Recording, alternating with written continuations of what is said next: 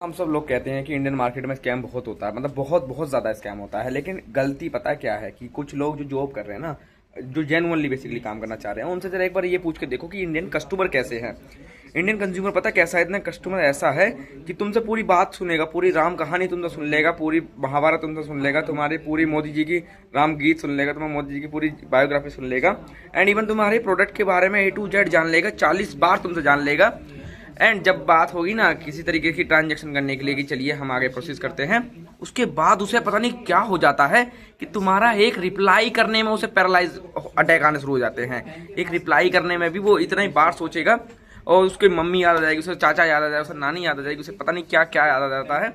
और ये मतलब जो हालत है ना हमारे देश के 90% ज़्यादा कंज्यूमर की है। तो जैसे लोग कहते हैं ना कि हमारे देश में 150 करोड़ की जनता है, 150 करोड़ की मार्केट है, तो ऐसी नहीं है।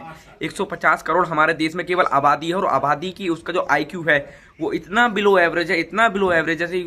उसको मैं क्या कहूँ कि मतलब अपने इंडिया का, या एक काम करो किसी हिल स्टेशन पर जाओ, वहाँ का AQI चेक करना, तो इतना बेसिकली AQI, इतना IQ है हमारे जो 90% जो कंज्यूमर है जो बेसिकली है।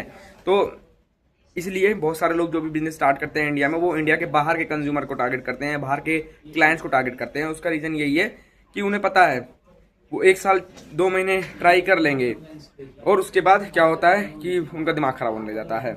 जिस वजह से अभी के टाइम पे हम बात करते हैं ना कि हमारे यहाँ पर ग्लोबल कंपनी क्यों डोमिनेट कर रही है, तो ग्लोबल कंपनी इसलिए डोमिनेट कर रही है क्योंकि इंडियन कंज्यूमर पैसा नहीं देना चाहता, उसे फ्री में चाहिए। और जो इंडिया में इस बिजनेस स्टार्ट करके इंडियन कस्टमर को खुश करना चाहता है, वो बेचारा बर्बाद हो जाता है क्योंकि उसके पास इन्वेस्टमेंट नहीं होती है। अगर आप इंडियन कस्टमर को खुश करना चाहते हो, कम से कम 10 से 15 साल पकड़ के चलना, तब जाके इंडियन कस्टमर को खुश कर पाओगे।